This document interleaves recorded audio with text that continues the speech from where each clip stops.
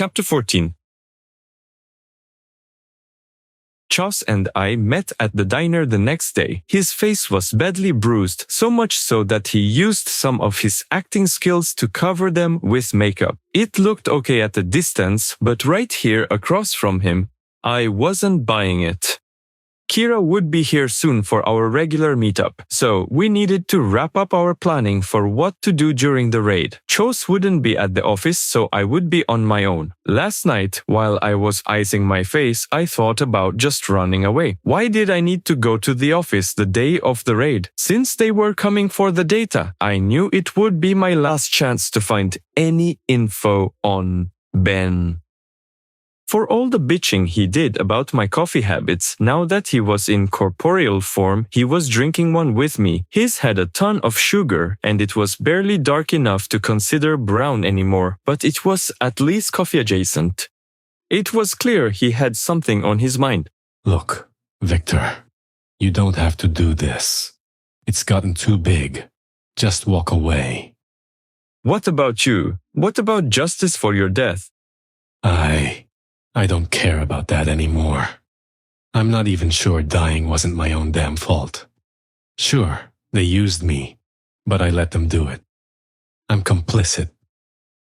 Wow, you sure matured a lot in the past few weeks. Did Finn knock some sense into you? Chaus looked down at the table, and I regretted saying it the moment it left my lips. Look, I know I don't have to do this. I still want to know who killed Olivia and why.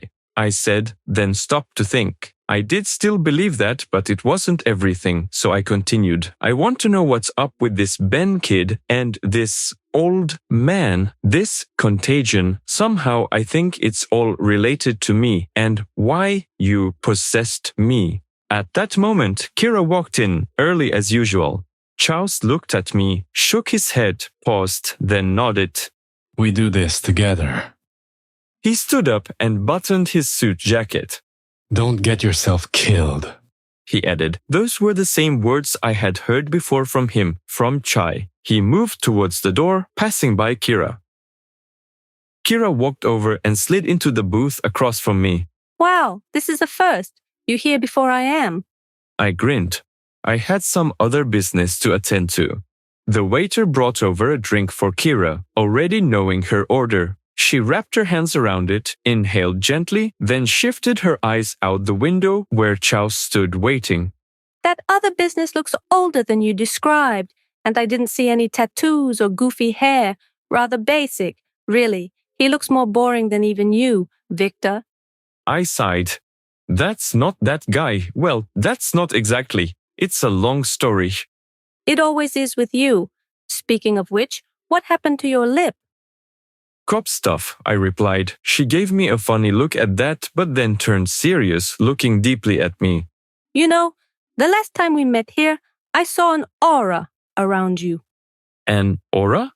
Yes, like a red glow. I've heard about people seeing such things and never believed it. But then I saw it for the first time around you.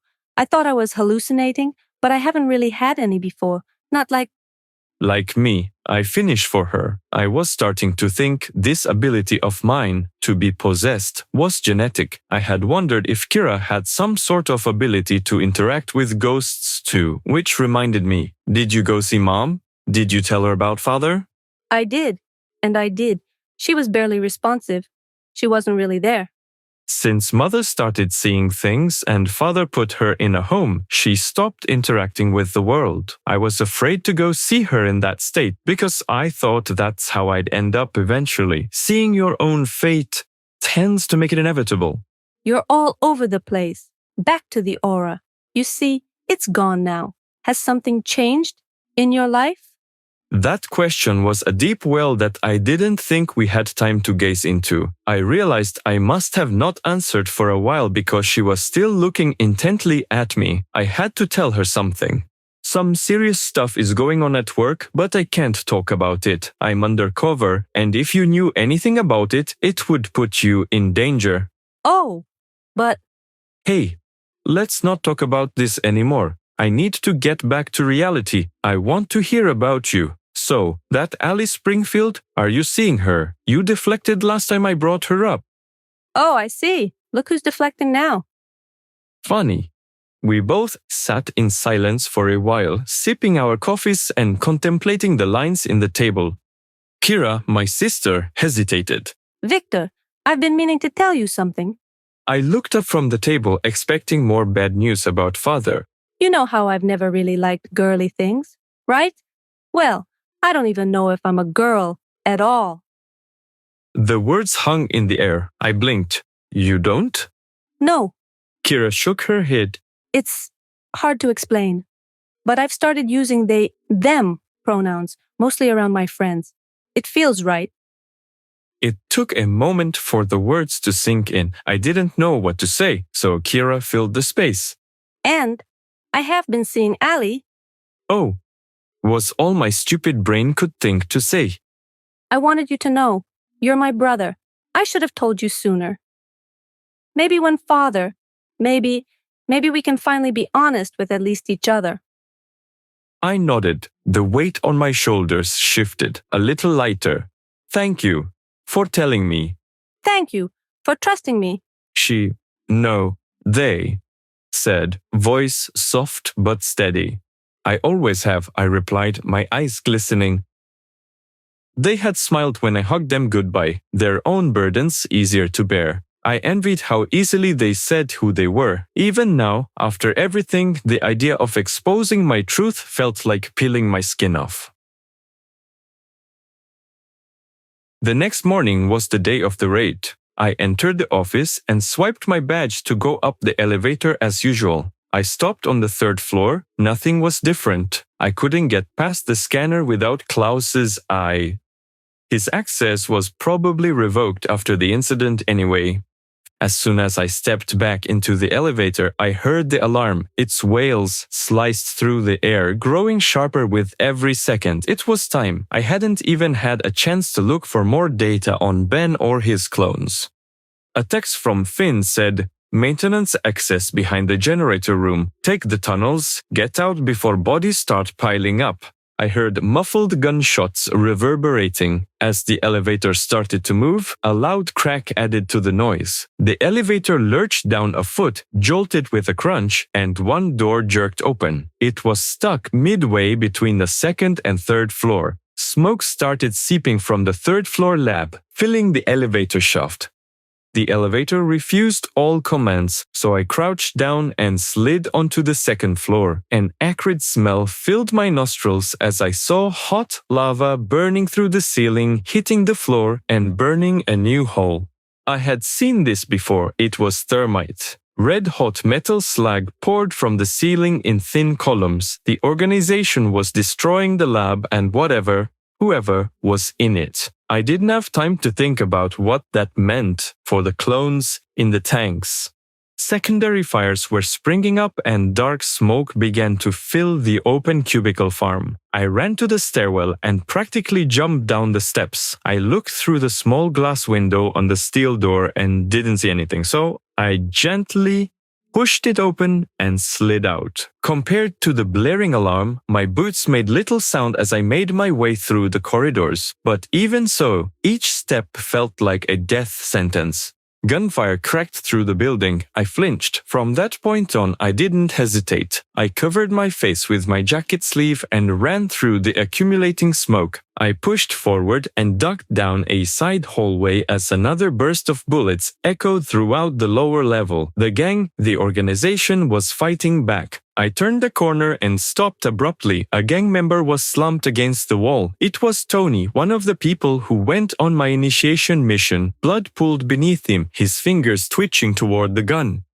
A SWAT operator stood in front of him, rifle raised. He yelled at Tony to slide the gun over. Tony reached for the gun, then snapped it up, pointed at the operator. The operator didn't hesitate before pulling the trigger. I turned around and slipped back into the shadows before he could see me. I wasn't going that way. I had a choice, police or the gang. I knew the answer before I even finished the thought. I wasn't shooting a cop. Shit, I still didn't have a gun and I was in the middle of a gunfight. I stepped into the first hallway of the south wing. That's when I heard it. Footsteps behind me, quickly approaching. I didn't have enough time to run to the end of the hall. I looked to see one of the gang members turning the corner. He pointed his gun at me, but it was too late. The shot pierced through the air as he fired. The bullet went wild, hitting a fire extinguisher, sending it clattering to the ground, spraying foam everywhere. He recognized me then, shrugged, and took off in a side hallway. I bolted and didn't look back. I reached the basement generator room in minutes. It was dimly lit. The hum of machinery masked the distant noise. The maintenance access Finn had mentioned was at the far end. I shoved the crate against the door. It wasn't enough to stop anyone determined, but it was enough to buy me time. Behind me, I heard metal scraping. "What's taking so long, Detective? Arriba, let's go." Finn said, his blue hair poking out the side hatch. I ran over. He started talking before I reached him. "Just follow this duct. When you reach the end, push open the vent. In that room, behind the steel door is a tunnel. What about you? I've got my own way out. Here, this is for you." He handed me a Glock. I wasn't sure if it was his or if he liberated it from an operator. I took it into the duct. It was tight, almost suffocating. My ribs ached from squeezing through such a confined space. If I was of average male height, I wouldn't have fit. I don't know how Finn did it. I passed by a side vent and heard voices. A gang member and an officer. Then a single gunshot. A body hit the floor. The officer exhaled into his radio. "Another one down. Bastard tried to stab me." I clenched my teeth and shimmied faster. The exit was ahead. I pushed through the vent and opened the steel door. The moment I was in the maintenance tunnels, I was already running. The air was damp and heavy. The concrete walls stretched ahead, seemingly endless. It was so dark that I could barely see the rust on my undershirt and hands. I was almost there. The final ladder loomed ahead, leading up to an old service exit. I grabbed the rungs, forcing my tired limbs upward. My muscles screamed, my breath uneven. At the top, I pressed against the hatch, but it didn't budge. I swallowed the rising panic and shoved harder. It finally groaned and gave way. Freezing cold air rushed in from the opening. I pulled myself up, emerging into an alleyway. The city stretched before me, streetlights as bright as ever. Sirens blared in the distance, but I was already free.